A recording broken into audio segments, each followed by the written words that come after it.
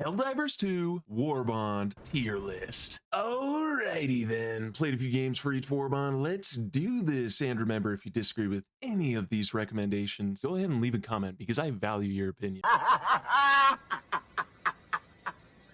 You're wrong, I'm right, and your breath stinks. I rank these in order from worst to best, so this is gonna be fun. Also, get the hell out of here, no one loves you. Trash. First up, we got Viper Commandos. In all honesty, this drip is amazing, but let's talk about other things. The AR-23 carbine is the new primary introduced to this warbond, and I'll be honest, it's not that bad to me. It's amazing for bug missions, not so well for other factions, but carbine doesn't have a whole lot going for it since it's essentially just a reskin Liberator with a faster firing rate. Next up, we got the SG-22 Bushwhacker. This bad boy reminds me of my ex, can fire out of all 3 holes, but feeding it is a pain in the ass and, wait for it, time consuming. It's still a pretty good secondary. I just wouldn't use it all the time. Next up, we got the K2 throwing knife. This is heckin' stylish, meant to be stealthy, but come on, this is Helldivers. We do not do stealthy.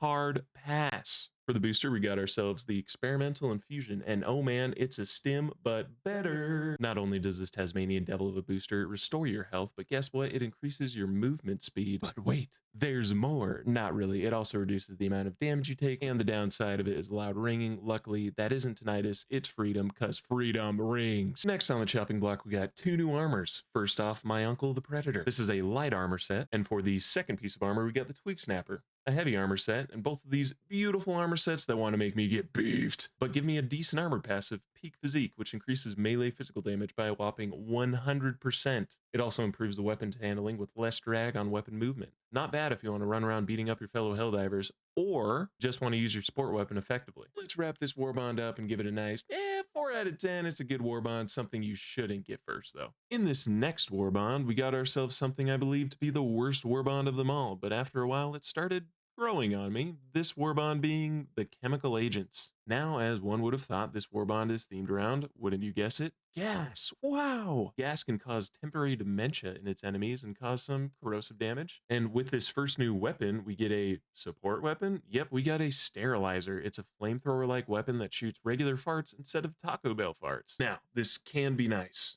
but the support weapon takes quite a long time to kill anything, and now for a game like Helldivers, where the time to kill is pretty high in order to get stuff done, you want to get that done fast. Next up, we got the Dog Breath. It is exactly what you think, it's just a sterilizer on your back. I would rather take the Dog Breath over the sterilizer any day of the week because it targets everything for you, slowing down all enemies and causing some damage over time. All the while, you can keep shooting and or giving your fellow Helldivers the most patriotic of all hugs. Throwable for this warbond is the G4 gas grenade. When this first came out, it wasn't all the best. This thing couldn't even close a bug hole, but guess what? Now it can! The new armor passive, Advanced Filtration. This armor passive grants the Helldiver 80% resistance to gas damage. To me, this armor passive isn't the best. My question is, why would you be standing in a big gas cloud to begin with? Maybe for protection, but that's not really that smart. The only reason why I could see you standing in a gas cloud is if I friendly gassed you. Let's just hope they're bringing in the new secondary. As I was trying to think of something funny or interesting to say, honestly, can't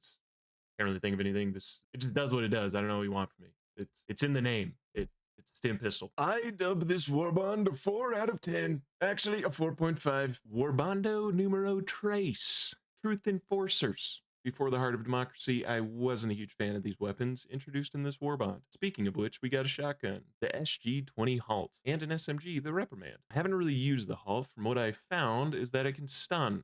A charger? Yeah, wowzers. Now, the Reprimand, this bad son of a gun, holds a special place in my heart. Medium armor penetration, but the recoil is pretty bad. But with this new update, we got weapon customization, which allows us to put on attachments. So now we can change the recoil on all guns. But still, this is not the best weapon. Up next, we got the armors. There's light, there's a medium, both equipped with the unflinching armor passive, both of these making it so you don't flinch when you take damage. This passive is amazing against bots and the calamari. Now there's the booster, Dead Sprint. By itself, it's pretty unique. It allows the user to keep sprinting even when all the stamina is taken out. The downside is that you start taking damage, but being paired with the Vitality booster from the Helldivers Mobilize, the one actual good thing from that warbond, Trash. it makes your health go down a lot slower, which is heavenly. Before I forget the Loyalists, it's a handgun, very similar to the Plasma-esque weapons.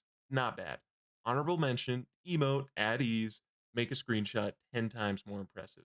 I give this Warbond 6 out of 10. We have the newest Warbond that came out most recently, the Masters of Ceremony. This Warbond is not one of the best, let me tell you, but the drip factor is insane. Parade guard uniforms, a sword, a rifle with a bayonet on it, a flag, come on, tell me about it. The rifle has a fast time to kill, and when paired with the Viper Commando's armor, it increases your damage when meleeing. So with the bayonet, it's pretty good. Okay, I'm bringing it up again. The secondary, a freaking saber. Okay, that's pretty cool, but it's not the best thing if you're actually trying to win on a mission, but you know, that's just me. And trust me, it's the same with the flag. In terms of killing power, there's not a whole lot going on there, but in terms of a morale boost, let me tell you, if you throw a few emotes in there, it'll get those Helldivers going. From what I can tell and from what I've used, the grenade in the newest Warbond is really good at crowd control, shooting flames all over the place before blowing up. It's basically an incendiary grenade with extra steps. The last thing, the booster, for veterans, it's not really the best, but for new players, it'll be pretty good, adding 15% chance of collecting another sample when picking one up. Decent Warbond, but not the best.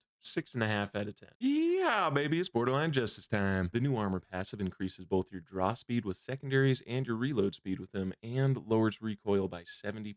Not bad for a gunslinger. For weapons, we have the Deadeye, a medium armor penetrating lever action rifle. It's really good and really stylish. Finally, wrapping up the weapondaries, we have the secondary, the LAS 58 Talon. If you thought the Senator was good, then try this bad boy, a medium armor penetrating handgun with unlimited ammo. That is, of course, until you overheat it 5 seconds later from shooting too fast, but we don't look at that. We just look at the unlimited ammo part. Next, we have the TED 63 Dynamite, or TED 63 Dynamite. Not really sure how you say it, but TED sound funnier. A new type of grenade with a variable fuse timer you can set for 5 seconds, 15 seconds, and for some godforsaken reason, 60 seconds. Why? The stratagem is unique in being a hover pack. It is like the jump pack, yet this one allows you to hover high above the battlefield and rain justice down upon your foes below. And wrapping this up, we have the booster, the Sample Extractor. This booster allows all Helldivers to gain more samples on a mission, but when you kill larger enemies, they have a chance to drop samples on death. This, unfortunately, is allocated to 10 samples per mission, but for veteran players, this isn't really that useful. For newer players, this is very nice. For this Warbond, I give it a very deserved 7 out of 10. Let's talk about Servants of Freedom, and oh baby, this Warbond is pretty dank. First up, the primary, the double-edged sickle. This weapon can do light, medium, and heavy armor penetrating bullets, but the longer you hold it down, the more heat damage you take from this weapon. But the longer you hold it down, the more damage you're going to deal to your enemies. Up next, the Ultimatum. Holy Jesus. What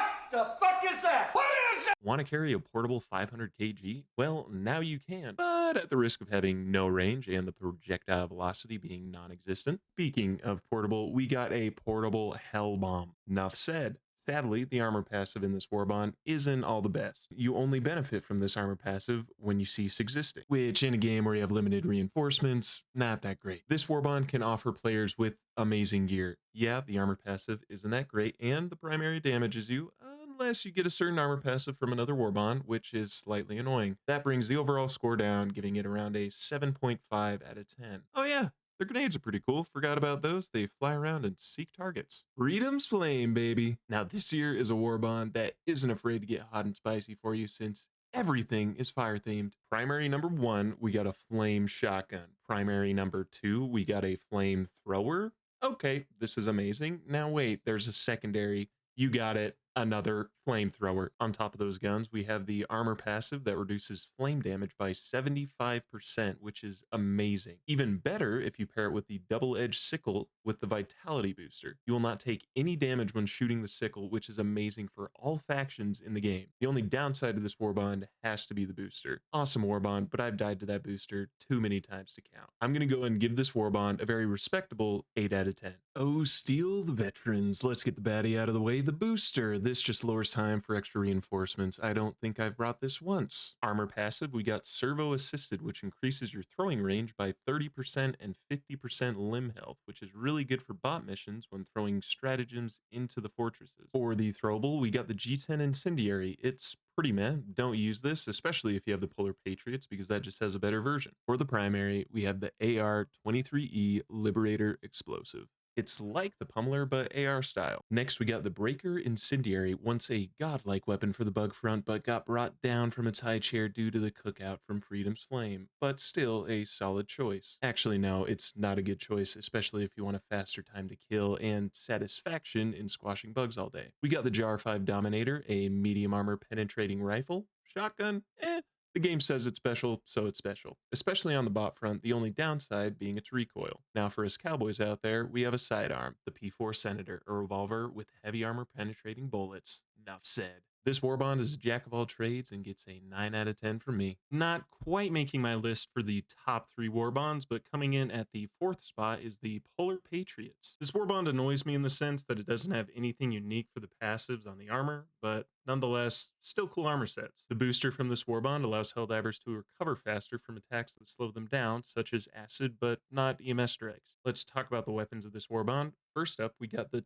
Tenderizer. This is a light penetration assault rifle with a fast fire rate and low recoil. Pretty dang good if you ask me. Next up, we got the SMG-72 Pummeler, an SMG with concussive rounds, staggering enemies whenever you shoot them. For the sidearm, we have the P113 Verdict, a medium armor penetrating handgun, very much like the Desert Eagle. Bonus for style points right there. Finally, we have the Plaz 101 Purifier. This gun used to be absolutely awful, but during a massive overhaul of weapons and whatnot, this gun is one of my go-tos for all factions for being a charge-up semi-auto plasma rifle with medium armor penetrating. Finally, for weapons, we have the throwable G13 Incendiary Impact Grenade, amazing for bugs and squids. This warbond is a solid 9 out of 10, would be one of the first as I would get as a new player. Urban Legends, let's do this. Probably one of my favorite warbonds, the armor being amazing with its passive increasing reload speed and increasing your holding of additional ammo. This warbond sadly doesn't have any primaries, but makes up for it in stratagems. 3 to be exact. First up, we have the Directional Shield. Amazing for bots, but that's pretty much it. We have the Flame Sentry, amazing for bugs and squids. Up next, we have the Anti-Tank Emplacement. Let's just say, if you want to win on a high-level hell dive, you take this thing. For the weapon, we have the CQC 19 Stun Lance. This is a spear with stunning capabilities on impact, and if you've ever wanted to be a Spartan, now's your chance. Unfortunately, I would not recommend this as your first warbond because it does not come with any primaries. I'd give this warbond an overall score of 9.5 out of 10. Coming in at number 2, it's Cutting Edge. An energy-based warbond, armor isn't the best choice to run regularly, as it gives resistance to arc damage. Wait, it's a whopping 95%? Okay, that's really good for squids, and also if your teammates bring a Tesla tower. For weapons, let's start with my favorite, the Sickle. Basically, the double edge, but without the medium and heavy armor penetrating capabilities, but thankfully, it won't hurt you when you use it. The Blitzer is an amazing crowd control lightning shotgun with infinite ammo. Now we got the SG-8P Punisher Plasma. It's a shotgun that fires plasma grenades in a way causing massive stagger to those caught in its explosion.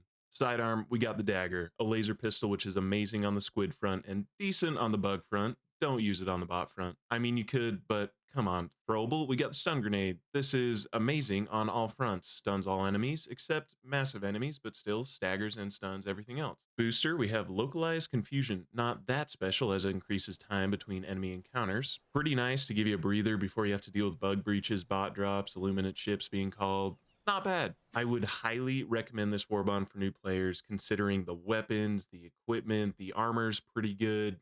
Overall, it's a 10 out of 10 for me. Coming in at the number 1 spot, my favorite warbond, Democratic Detonation, baby. This warbond is the embodiment of perfection. The grenade, we all know it, we all love it, we all use it, the thermite. Being able to stick to enemies and deal a whopping 2,000 damage, that's enough to kill basically anything in the game with 1 grenade. We got 3 primaries in this warbond. We have an exploding crossbow. That's, for starters, just hilariously cool. A crossbow that shoots, well, exploding bolts. Great for crowd control, closing bug holes, destroying bot fabricators, and illuminate dropships. Then we have the Eruptor, basically the same thing as the explosive crossbow, but it uses shrapnel. Shrapnel is amazing in crowd control, and the best thing you can use against the new enemy, Flesh Mob. Pair any of these guns with the big Chungus armor from this warbond that removes 50% explosive damage, and you are looking at quite the good combo. Now, there's the Adjudicator, a medium armor penetrating assault rifle that can deal a decent amount of damage, but has quite a lot of recoil. It's like the Reprimand to me, but this might be better. Armor doesn't really have a special passive, Kinda. Well, two of the armors come with the engineering kit, which increases your throwable count by 2 and lowers recoil when crouching or going prone. Not bad when paired with a gun that has quite a lot of recoil, cough cough adjudicator. We already talked about the other piece of armor, so going on to the sidearm, we have the GP31 grenade pistol. Oh baby, there's not really much else to say besides that this thing is amazing. It's the Swiss Army knife in the game. This thing has so many different uses in so many different situations. I love it. I carry it all the time. But now we have the booster, Expert Extraction Pilot. It isn't awful, as it lowers the time for extraction. When you're picking out a booster, try and pick something that'll help out the whole game, the entire game. So for me, not something I would bring unless you're trying to get the achievement for being out in 360 seconds, you're trying to speedrun a game, you only have a certain amount of time. That is the one minor detail of this warbond. Everything else is absolutely peak. This would be the first warbond I would get as a new player. Give it a 15 out of 10, 20 out of 10, I don't care. It's amazing, it's number one. Alrighty, I think that's everything, and I am tired. This took hours to do, and please, if you think I ranked anything wrong, drop a comment, and I'll explain to you why you are incorrect.